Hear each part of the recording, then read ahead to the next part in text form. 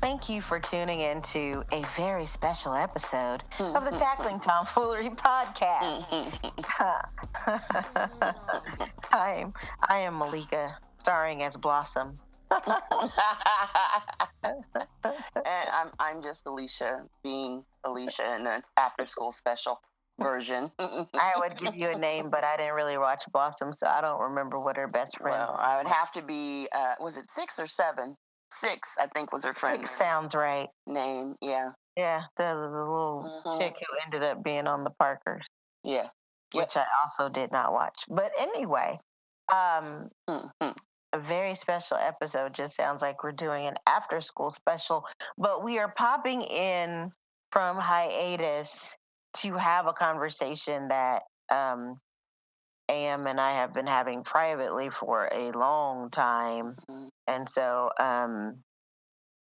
she wanted us to take this conversation public, and it's a good idea. So that's what we're doing. Because we spit hot fire. Dylan.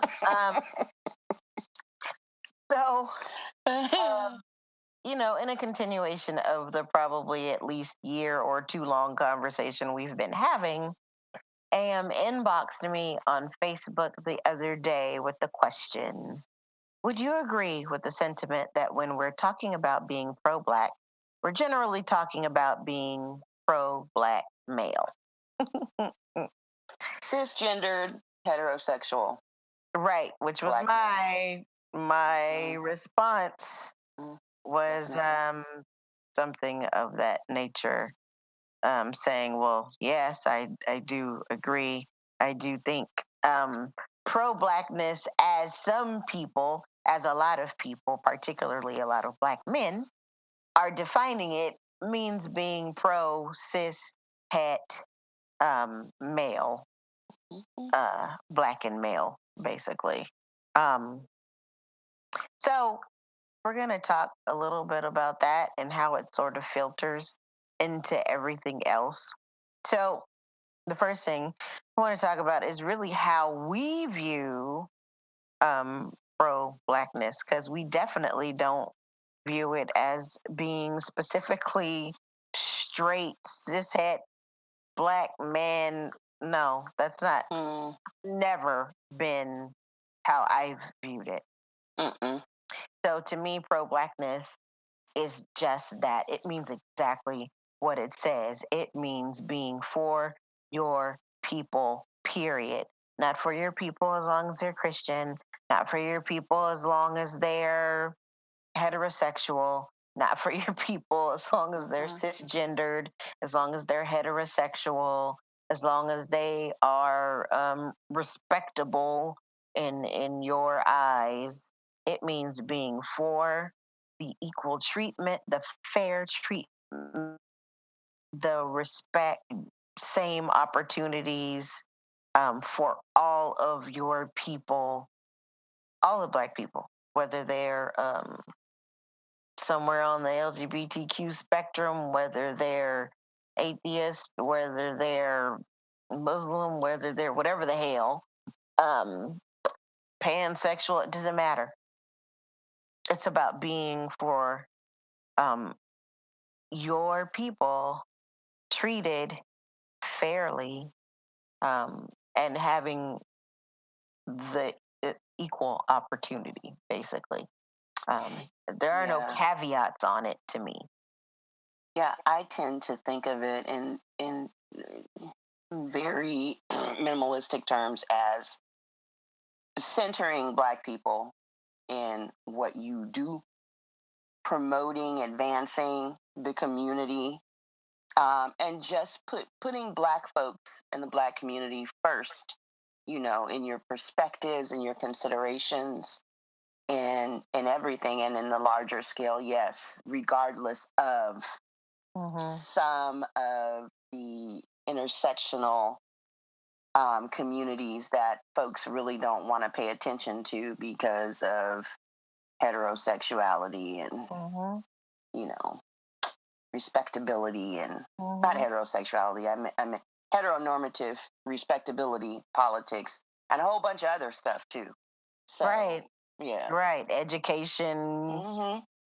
financial, all socioeconomic standing, background, mm-hmm, what color hair you geographic have, location, weave right? or natural. Skin tone, all of Right. that dumb Right. stuff. So, I, I mean, it's apparent to both of us that the general or seemingly majority ideas of pro-blackness primarily just center black men, um, cishet black men, and I mean, I thought of a lot of things, but almost every day there's some kind of conversation that comes up that sort of iterates what we're saying. Um, so I was listening to NPR yesterday. And as I do every day, I say I was listening to it yesterday like it's some kind of random treat that I give myself. Like I don't listen every day. But when I was listening yesterday, Ari Shapiro was interviewing Jason Johnson, who's a professor of politics and journalism at Morgan State. Okay. And he's also the politics editor at The Root. Ah. So he was basically talking to him about white folks calling the police on black folks, and all the conversation there's been about it in the mainstream media over the past probably month or so. And of course, the police have been called because we're walking out of an Airbnb or sitting in a Starbucks or golfing too slowly or taking a nap in the common area at Yale, Yep. So there are all these various reasons, police have been called. So that's the crux of the discussion they're having. And so as they get into the conversation at one point, Ari says, well, we know there have been all these, highly publicized stories about unarmed black men being shot and killed by police officers. Certainly. And my ears perked up when he said that because I was like, this conversation is literally about black people. It's not about black men. It's about black people, and unarmed black people have been murdered by police officers. Not just black men, black people. It's almost like people, because it includes women, they don't use that word. They just use black men. And I was just thinking, even we have said it so many times and we have championed these causes of black men so much to where even white people now are just thinking of pro-blackness in those terms or thinking of fairness in terms of black men instead of black people. It's like the women just boop, we just got moved to the side, and so we're not even in the conversation. So and I also thought about when Obama put out his My Brother's Keeper initiative. And I remember being super mad. Like I was big mad about it. Like, are you for real? Like you do know there's black girls, right? We're out here.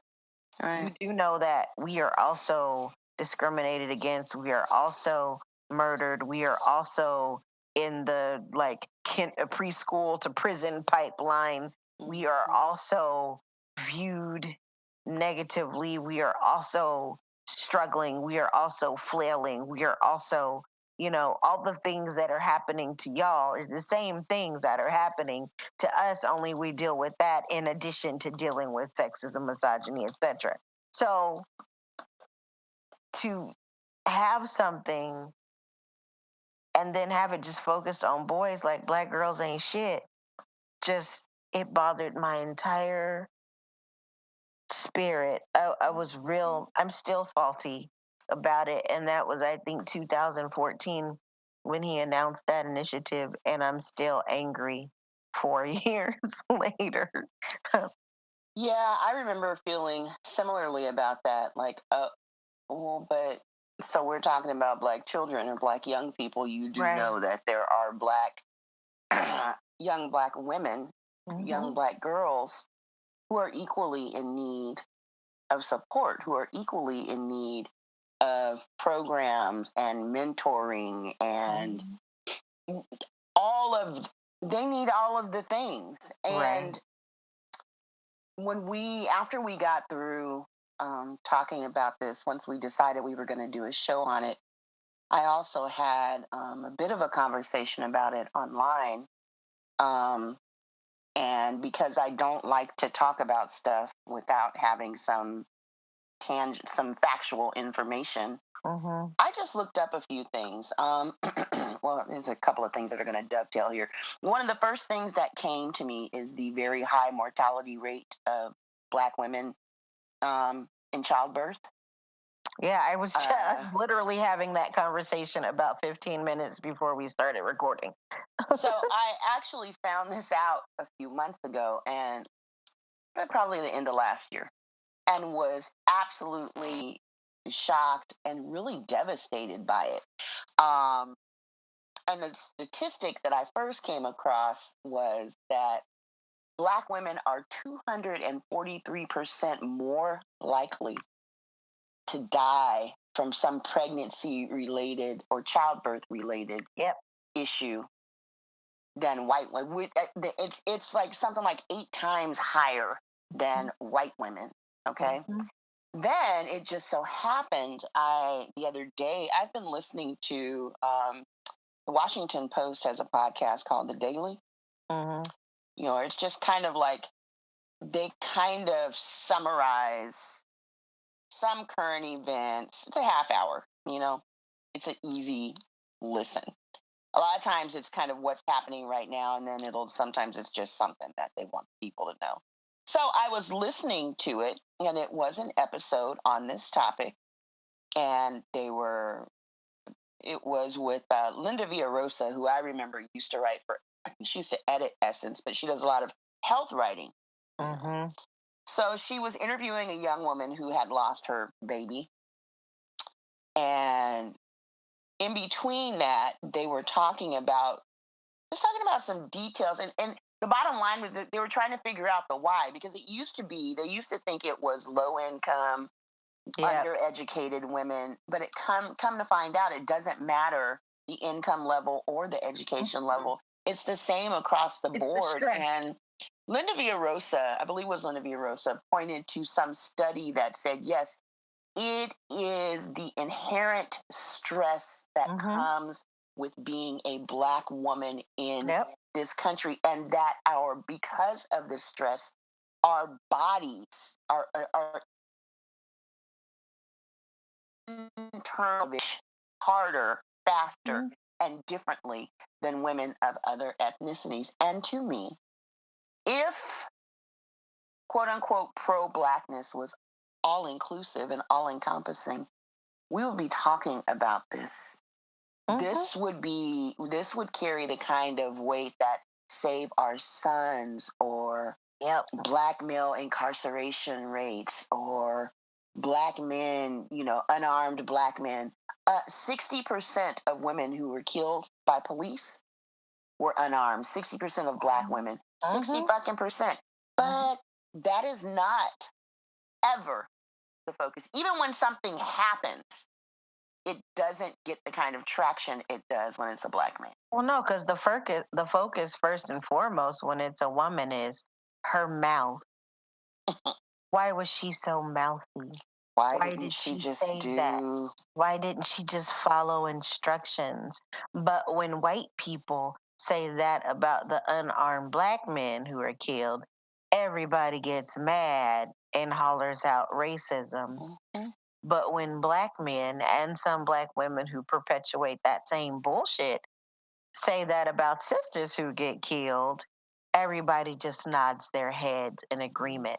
And like I was saying to you, I was having a conversation about this infant mortality rate. and about the deaths of Black mothers right before we started recording, and I was talking to a friend of mine on Facebook who's a pediatrician, and she posted something about it, and one of the quotes is from Linda Villarosa, actually. And it just, their quote is, "Why are Black mothers and babies in the United States dying at more than double the rate of white mothers and babies?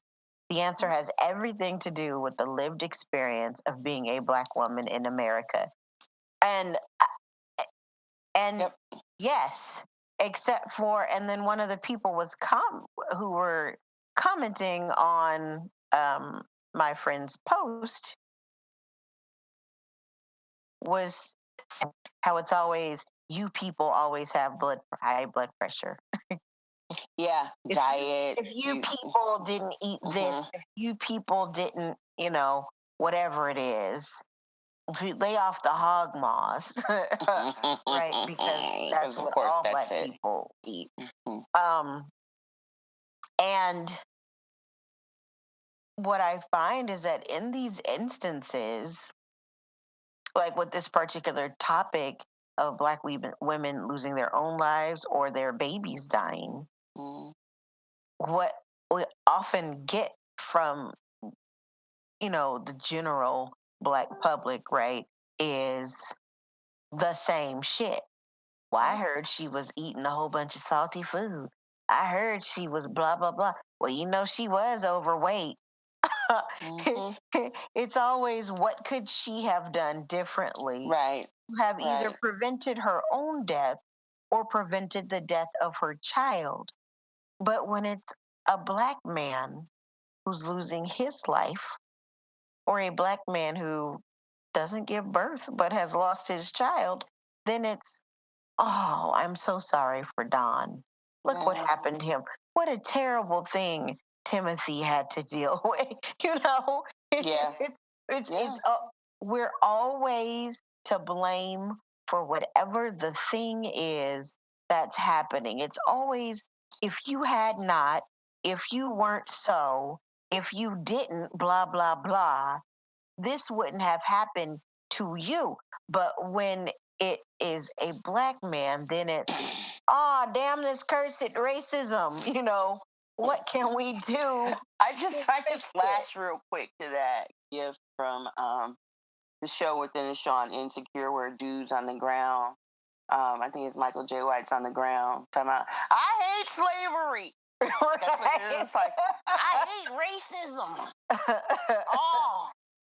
It's like, you hate it, but you hate it as it applies to you. I've actually had at least one conversation with someone that I would consider to be very pro-Black, kind of along these lines, and who was like, well, yeah, Black women have it hard, but Black men still have it harder.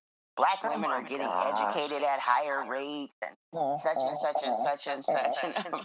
I'm going to say this, and it's going to sound like one of the most haterific statements ever, but yeah, we also have to deal with you guys. And the varying ways sometimes that y'all not only don't hate for us, don't support us, but actually don't like us. Nope, not at all. Don't like us one damn bit. Us, don't like us, don't respect us. So it's an inside out kind of a thing. And while I believe obviously some of this is deeply rooted cultural shit, I feel like if we're really if pro-Blackness, like I said, is all encompassing, then we're all working together to try to disentangle this kind of messiness and funk between men and women. You know what I mean? Then today, I was in me and some other people were in this conversation with this dude about Donald Glover and interracial dating. And this dude said, Black women walked away from us when they align with white feminists and white feminists told them to. Oh, Jesus. Don't they get tired of that shit? Like, I get so tired of that story. What are We you walked away. even talking? My eyeballs turned into pinwheels. I'm sure they were spinning because I was just like, really, Amy Winehouse, what kind of fuckery is this? What is wrong with you? And when he says we walked away, I'm like, well, where the fuck did we go? Because I feel like I'm still right here. So where exactly did we go? Walking away from them means you dared to think that you should be treated well. And that is when you walked away from us, when you decided you were no longer going to accept our shit and no longer being treated as an inferior. That is when you walked away from us. Had you only stayed in your place, meaning under our feet, giving under us our the feet, big under piece of our chicken collective foot. always. Yeah, if you had only done that, if you hadn't tried to better yourself academically, if you hadn't tried to pursue interesting avenues professionally, if you hadn't thought you would do better for your heart and your health by working out, if you hadn't thought that you might look cute with a new hairstyle or your nails done or your toes done or your eyebrows done, none of this would have happened, and we would still have you and be shitting on you daily, and you'd be pretending as if it was your place to be treated that way. That was when life was good, right? Archie Bunker, those were the days. Yes. So now you have and one of the things that really makes me mad about this, aside from what I just mentioned, which is stupid, but it makes me angry because it's such an insult to our intelligence. Black women have always been brilliant. That shit ain't new. It's not. You thought we needed a white woman to tell us that we didn't deserve to be treated like shit? Fool, we knew that long before any white woman said anything. Long before any white women said something about wanting to vote. Long before white women was burning bras and shit. We already knew we didn't deserve to be shit on. Didn't no white woman have to tell us that shit? That was the last people who needed to tell us about that shit. We've been knowing that, sir. So, no, we didn't get that from some white woman. Yes, there was a feminist movement that was primarily white and really still is white. But that ain't had nothing to do with us knowing that. There were black women that were pivotal in that. Of course, black there women were. right alongside Gloria Steinem. Yeah. My mom would say, and them. So let's not act like we need it. And I also told him, to say that white feminists told us what to do and we did it is as insulting as people who say black folks vote Democrat because the Democrats lull us into doing it. Oh, we I don't hate know any. We're on the Democratic plantation and we believe we buy what they're selling. Because that's really just somebody telling us that black people are stupid. That's exactly what that equates to, and so it irritates me. Well, listen, I'll get off on a whole tangent just about that. But yeah, I mean, don't.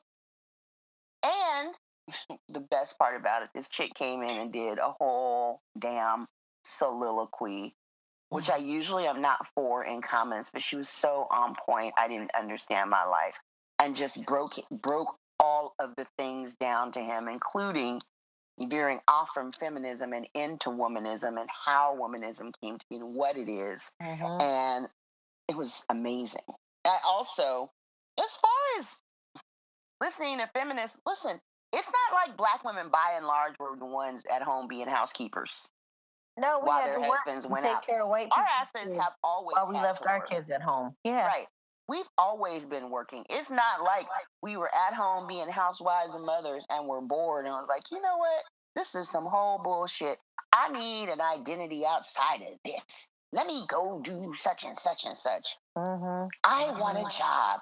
Yeah, we were, like you said, we were in somebody's house, ironing their clothes and cooking their food Yeah. and chasing around their little badass kids while our kids were at home being latchkey before latchkey was even a thing.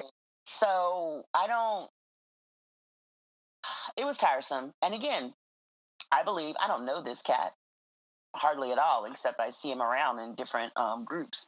But I would think he would probably describe himself as pro-black. Yeah, Mm-hmm. not hardcore, but there's not just one definition. I believe that there is a definition that he would check a box on. You know what I'm saying? Yep. And yet he came with black women, I really don't want to say the word, sentiment that was raggedy. Like we don't count as part of black. Yep. Man. Yeah. So I I posted this in this little group I have, and I know you saw it because you're in this little group. yeah. But even though it's honest, it's supposed to be lightweight funny, but it's so truthful, and I think it speaks to what we're discussing. Like, this is something a woman put. I don't know if she put this on Facebook. I don't know who she is. Um, and it said, "Guys be like," and I feel like this really could say "black men be like," because that's exactly how it reads. Guys be like, "I hate a tease. We both grown, so if we have sex, I'm not gonna think nothing of you.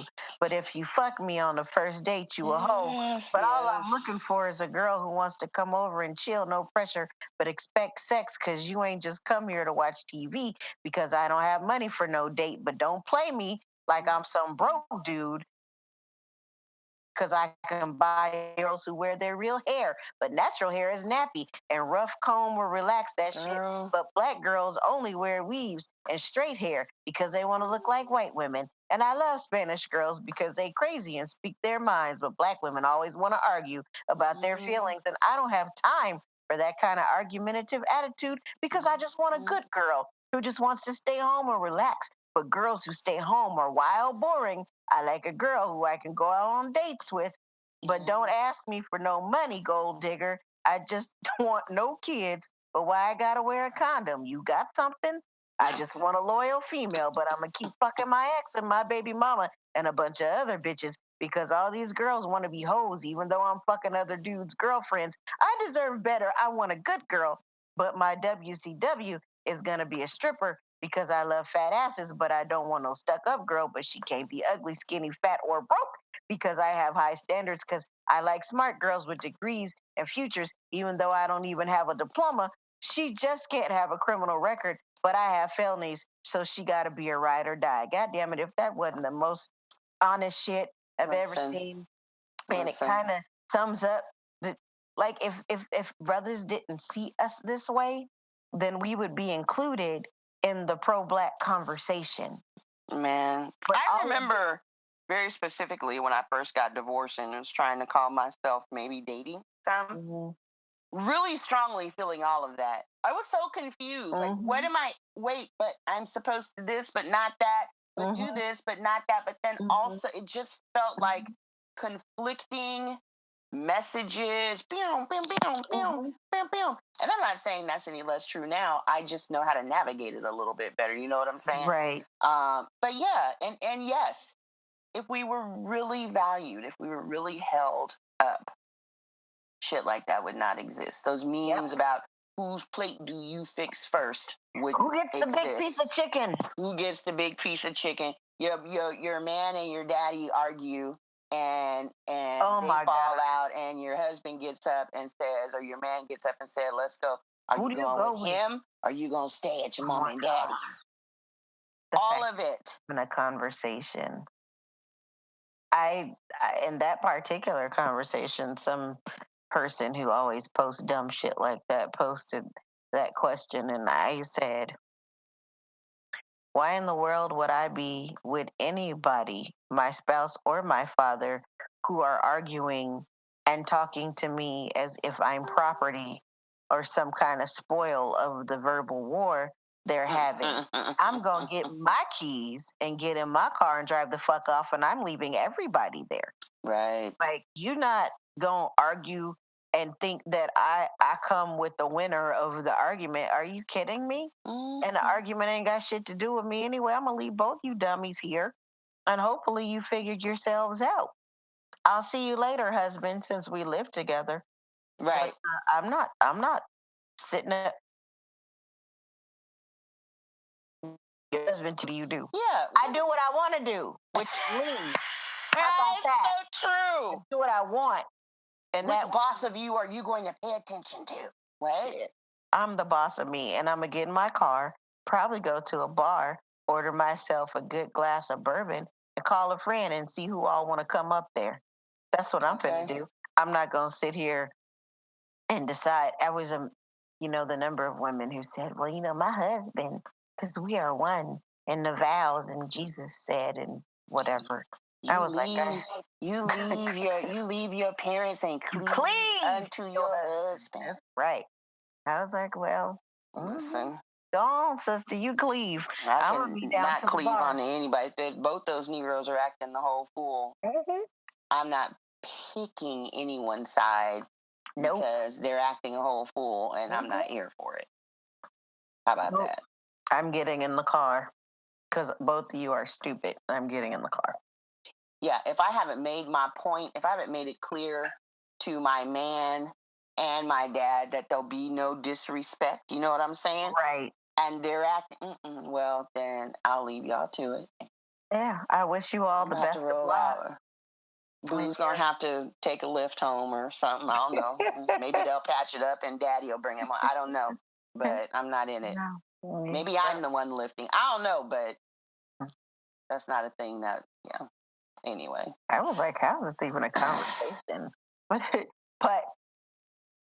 I just think, back to our original topic. Sorry. No, I mean, I think everything we said.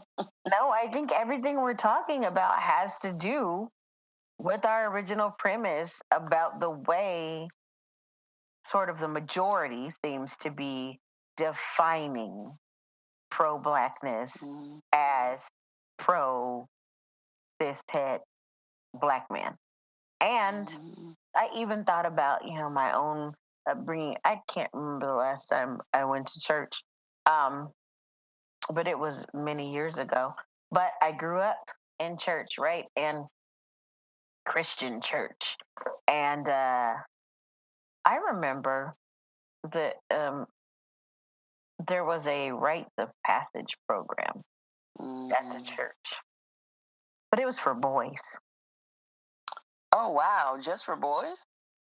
The girls didn't have shit. They had a little Bible study group for the girls. But what's a little Bible study? What's a little old funky ass Bible study group in comparison to, a curriculum with activities and feet and mentors? We had that shit. We just had a little old Bible study class once a week for an hour. And then at the end of the program, when the boys would, age out, and they would have a program, and the boys would give speeches. They would do a step, and they had a chant and all that shit. And I remember when I first found out that program existed, I was like, "That's nice. What they got for the girls, though?" And the answer was, "We had this little Bible study class." But the boys also had a Bible study class. Listen. So we really didn't have shit. They had the rites of passage program, plus they had a Bible study class the same night that we did. So we didn't have shit. And it just made me think of how there's always this sentiment, this idea, one, that we aren't cared for anyway, right? There's a lesser value. And then two, that we can fend for ourselves. If you're a girl, if you're a woman, you'll figure it out. Sisters always figure it out. So they good, they fine over there. And we're not fine.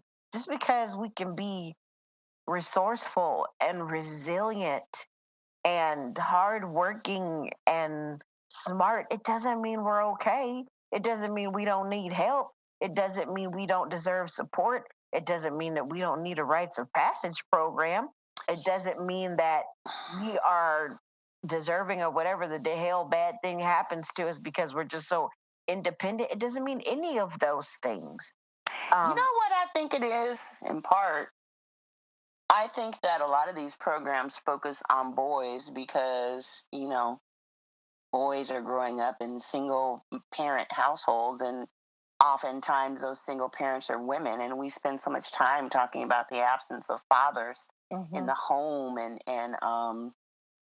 and so because they don't have direct role models, then they need all this extra support and this extra shoring up. And it ignores the fact that not having a father figure in the home impacts girls too. I think the thought is that because you're a girl and you grew up with a mother, well, there's your role model, and you're good to go. You're all right. Extra. There is no shoring up for girls who grow up without fathers. That need is not that loss, that hole, that need is not acknowledged. And again, if we're valuing everybody, if we're realizing, if we are buying into two parents wherever they are, ideally in the same town, two active parents. If we believe that that is best, any child who doesn't have one or the other active parents ideally needs some support. Yep. They need some embracing. Yep. But all we do is look at boys, because fathers, by and large, are the ones who are missing. And how is a boy going to know how to be a man without a man showing him, teaching him? And somehow that's a woman's fault too if he isn't. Well, that was another thing that came up. Women are raising these ain't shit boys. Well, what about these ain't shit men that aren't around? It's their fault because they chose the ain't shit men, right? Yeah. It's never the man's responsibility. Nothing is ever a brother's responsibility. Nothing. Everything somehow ties back to the woman. If you had to, if you wouldn't have, you shouldn't have, had you not. Yesterday, was that yesterday? I think that was yesterday. I don't know. Someone posted a video of this sister who met this dude via Instagram. It went down in the DM. And so, as it does, indeed. And they ended up meeting up for a date. And she was thinking, oh, he got money. That's basically what she said. Shout out to Quinta for the "ooh, he got money." That video is hilarious. Anyway, might put that in the link somewhere, comment. But anyway, she's thinking, oh, he has money based on these pictures he's posting to Instagram. He likes to party. He got pictures of him holding bottles, and he's at the clubs, and he's he's kind of cute. I'm about to hang out with this guy. So they went on a date. There were a lot of videos during the date. I don't know if they were Snapchatting, if they were Facebook, Instagram Live. I don't know what they were doing, but there were quite a few videos. And she got super drunk on the. I remember this story.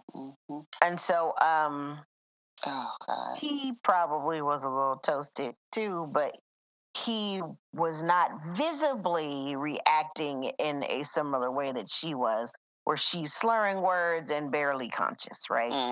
So she goes back to his hotel, and I'm not even so sure, based on the footage from the elevator, that she understood she was going. She understood who she was at that stage. So they get in the elevator, go to his room, and when she wakes up, she's missing her car keys, her phone, her wallet. and she's bruised because she got her ass beat while she was unconscious. Mm-hmm. I mean, her face was bashed in. It was a mess. So she calls the police, reports her car stolen, all of those things, says she's been beaten up and all of that. And they do eventually catch this dude, right? Fortunately, driving her car around, probably looking to do some other kind of dirt. So the comments, though, one person said, well, you know, she willingly went over there to his room. And I was like, I've never been that drunk. Well, maybe once in life have I ever been that inebriated, and never will that happen again. Fortunately, I was in a safe space with safe people, so I was cool and nothing happened to me. But had I not been, there's no telling what would have happened to me. But I can tell you this, I didn't make any damn decisions. Once I got past a certain point of being drunk, there was no decision making. I didn't even know where I was. I woke up and had to ask questions. Where did we go? How did we get here? What happened? I had to ask. So if she was in a similar position, which it appeared she was, like I said, barely conscious by the time they got on the elevator, what decision making did she have? This woman got her ass whooped and didn't even remember because she was unconscious. So what choice did she make? I remember when the story came out that by and large, those were the comments. Well, that's what you get messing around with somebody who goes out with somebody they meet on Instagram. You can't mess around with these people online, and she was stupid, and see, that's why, blah, blah, blah, blah, blah, blah, blah. I was like, man, listen, I bet you half of you raggedy MFs with your mouths all a-flapping have done some kind of, on the surface, not safe or not smart thing. It just so happened that you escaped unscathed.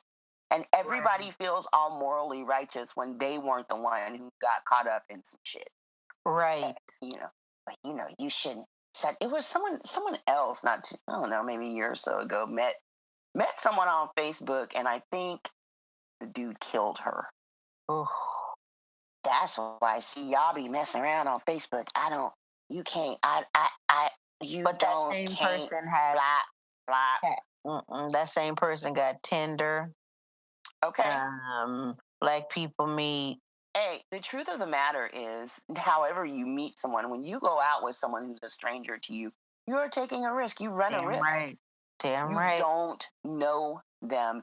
Just because you meet them in person, you were at the grocery store and you were cute that day, and he was over there in the produce and acted like he didn't know how to pick a ripe melon, and then the next thing you know, you were going on a date. You don't know him. Not one bit. You do not.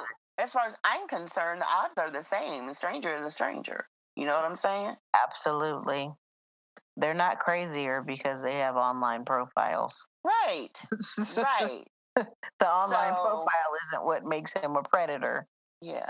And very little sympathy, very little genuine sympathy. Well, that's too bad, but she thought he had some money, and now I bet she know now. That's why she got her car keys stolen. I mean, it was so.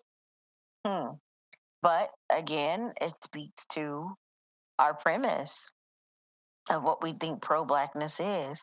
Because how could anyone who professes to be pro-black and loves black women read that, see that footage, and think, this dumbass bitch, how could you? And you can't be pro-black and be anti-black women.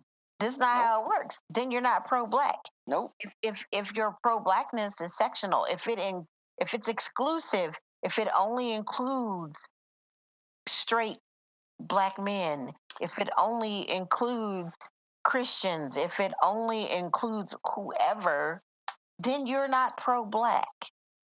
But there's this kind of toxicity that I think prevails, where people who say things like that, men who say things like that, think that they're being pro-black. They think that by calling these things out, quote unquote, they're actually trying to be helpful. Now, I think this is what they think to themselves. They're actually trying to be like, educate these sisters out here. You can't just, and y'all got to protect yourselves because whoopie whoop, blah, blah, blah, blah, blah. I Right. do think that there is an aspect of that in them where they think they're being, is that informational, instructive, even. Yeah.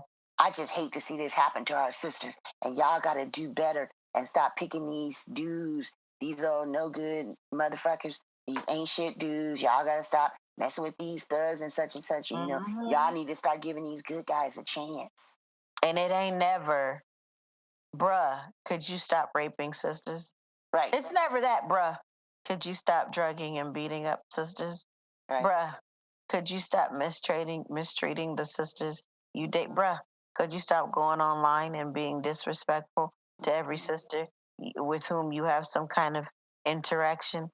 It ain't never that. It's never that. It's if you, girl, only knew better, if you had made smarter choices, and yes, in this case of this woman beaten in her sleep and all of that and car stolen. I mean, of course she could have made some safer decisions. Absolutely. But her having made safer decisions does not absolve him of his responsibility for what he did. Nothing she did, not even getting stupid drunk and passing out, makes it her fault that he did what he did. What he did was all on him.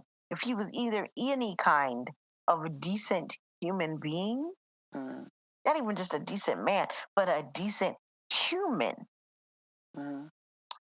he would have been like, "Ooh, she getting toasted. Let me put this broad in a lift and send her on to her house, and I will hit her up some other time." Or if he drove, which he didn't, but had he driven, let me get this woman's address, drive her to her house, get her inside her front door, and leave. And leave. Because I don't want no problems. And No obviously, problem. I don't want to she's be impaired. here. Yep. And I have no reason to be here. She all right. She even if she falls out right in front of her front door, she's inside. She's safe. When she wakes up, she can get herself together. That is never the conversation. Everything is our fault, and nobody. Well, and when I say nobody, obviously I'm being dramatic, but nobody is for us but us. We have to we have to advocate for ourselves because nobody else is doing it. And nobody else means brothers. And sometimes women who want I was just gonna say that, and sometimes who want brothers to like them, so they just go along with what they say because they think it'll make them more palatable to men. And so then you're right, Andre, you're right. Sometimes I think it's Stockholm syndrome, kind of like we've been conditioned for so long to buy into so much and believe so much that we don't,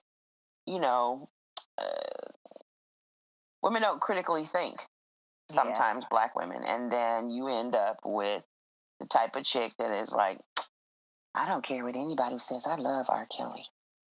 I go to all his shows. Tickets. Yeah. All his shows. I have all his records. I don't know what the fix is. Obviously, we need to start talking to young people differently than ways we were talked to and taught. But by and large, well, I can't say that it has to. We have to talk to our girls and our boys, our young men and our young women. But I do feel like there is a higher responsibility on men to start teaching men and boys how to care, how to have compassion, how to be, quote unquote, a real one in terms of your Blackness and how to look at the community on the whole. And while, because we're two Black women and we're talking about our perspectives and talking about through our lens, we haven't talked about, for Black, gay, lesbian, trans people. Mm-hmm. That is part of the conversation too. I think Black trans women in the trans community have the highest murder rates out of all of the other races. And they're mostly being killed by Black men. Yes, yes. Black women are killed at a higher rate than anyone else in this nation. Any other women, I believe. I can't remember what the statistic is. I had looked at it earlier.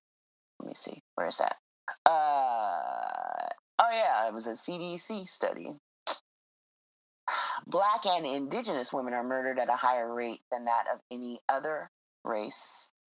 Black women are killed at a rate of 4.4 per 100,000 people. Indigenous women at a rate of 4.3. Other races are killed at a rate of 1 or 2 per 100,000 people. Wow. So we are killed at double or quadruple the rate of races other than indigenous women. I'm not sure if trans women are included in the Black woman the Black woman count, but who's talked about that? Where have you seen? Is there some campaign? Don't kill hashtag don't kill her. Is there anything? Nope. It ain't gonna be unless we start it. Right. And even then, it's going to be a thing, and it's going to be a thing because I'm going to say that most of these women have been killed by Black men. Yeah. And it's going to feel like we're attacking Black men. And then the community is going to support that because that's what we do. We support Black men because at all costs. Black men. And otherwise, we're tearing down. And other people don't do that. We're the only ones that will point out that Black men are killing our men are killing our women. We're the only one. I mean, ain't that about a bitch? We castigated for wanting to not be dead. To live. How dare you, Black I was just going to say, how dare you, wenches? How dare you, negress? You're nothing but a tool of the man. If you wasn't a whole ass hole, this wouldn't happen. But you know what, though? Speaking of tools, there was some other topic I was talking about, and this came to me. But it kind of dovetails with this. I think one of the reasons that we are not considered in the same way is Black women serve kind of a utilitarian purpose. You know what I'm saying? We are used and looked at in terms of usefulness. You know what I mean? Yeah. We're support beams in the building. Exactly. Across the board in relationships, in parenting, in churches, just everywhere. And so we are seen as kind of a tool. The Black woman is the mule of the world. Okay. Sure is. If we were seen as wholly, fully actualized people, if we were seen as a people and not a purpose for us being around, it would be different. And I think even Black women's view, I think we even view ourselves that way to a certain extent, which is why we get spent so damn much, pouring out, and putting all of these things and people and projects first until we're walking around like husks. Yep. And and then we have difficulty keeping ourselves and our babies alive. Yep. One of the things that talked about in that article we mentioned earlier in that podcast regarding infant mortality and the mortality of the mothers, we talked about how racism affects it, but we didn't talk about how misogyny affects it, how patriarchy affects it. And I believe with everything in me that's part of the conversation, that's part of the issue. It's not just what we're getting from the outside in, it's what we're getting from the inside too, that contributes to our overall health and our overall, likelihood of staying alive, or the likelihood of our babies living. Um, so yeah, I mean, I don't know. I just think I don't know that I don't have an easy solution. Who Well, does? right, but I do know that it starts with understanding what pro-blackness actually is, understanding what blackness is, and First of all, understanding that to be for it does not give you the ability to be exclusive about who you want to dole that out to, who falls under the black umbrella. And so I know it means that's one thing to know. And then two, people have to understand that you're not pro-black if you're not pro-black woman. period. You're never going to be pro-black if you're not pro-black woman. Like you Nope. said, it can't be sectional. Nope. It It can't cannot. just be about this Mm-mm. segment, this group. Mm-mm. It has to be all of us. And if it's not all of us, then really it's none of us. You know what I'm saying? We're not Exactly. progressing. If we're not bringing us all forward, if it's not men and women and LGBTQ, if it's not all of us, then we're out And here it ain't none doing, of us. as we like to say, we're out here doing it wrong. Mm-hmm. Just Mm-hmm. out here doing it wrong. The only thing that should be sectional is your couch, folks. If that, because sectionals don't fit everywhere now. It's got to be it's got to be scaled to the space that you have. Like, I can't have a sectional in my apartment because my apartment is too small. Sectional wouldn't fit, but sometimes the sectional works. I do love my sectional. It It just works in space. when it comes to your people. So that's really my main, I guess, thing is rethink how you're defining blackness.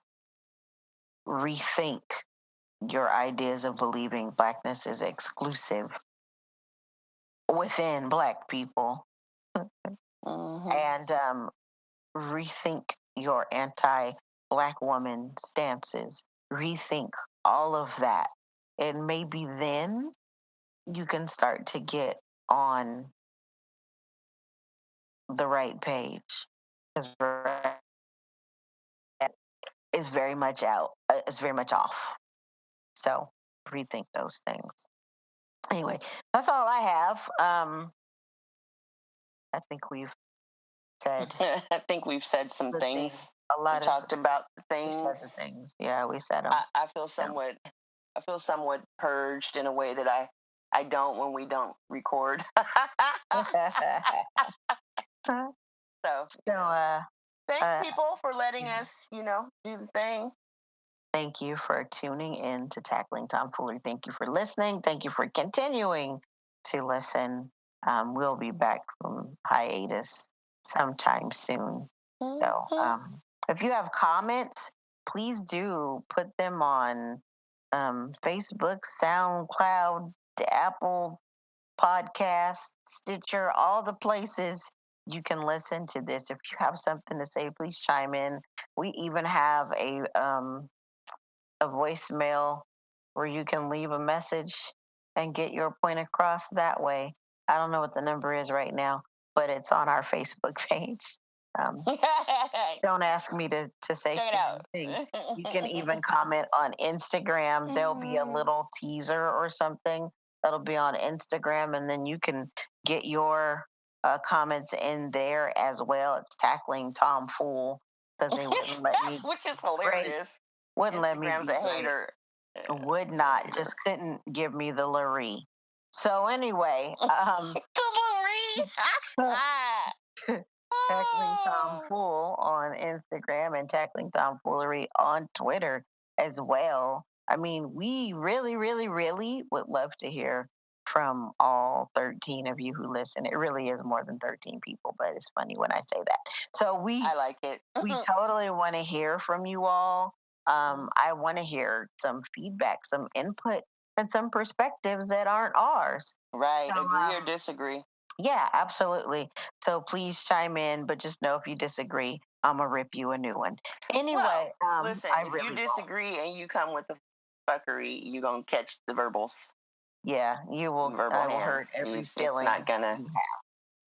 But if you disagree and you come respectfully and you have some points that I don't agree with, well stated, then I can respect it. I'm gonna just tell you I don't agree. But we really, really, really would like to hear from you all. So anyway, thank you for tuning in. I am Malika Rogers. And I'm A.M. Lewis.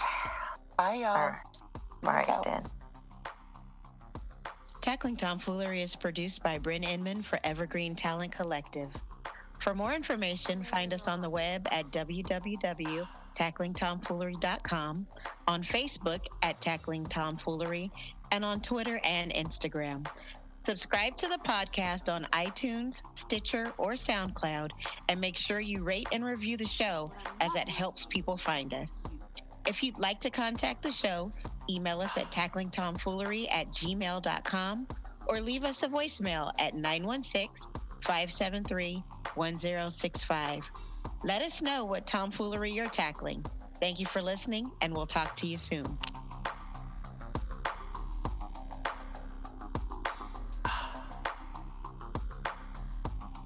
Hey, fellow tacklers. We thank you so much for listening to our show. If you're interested in supporting us, we would be ever so grateful. You can donate to the Tackling Tomfoolery podcast at patreon.com/Tackling Tomfoolery.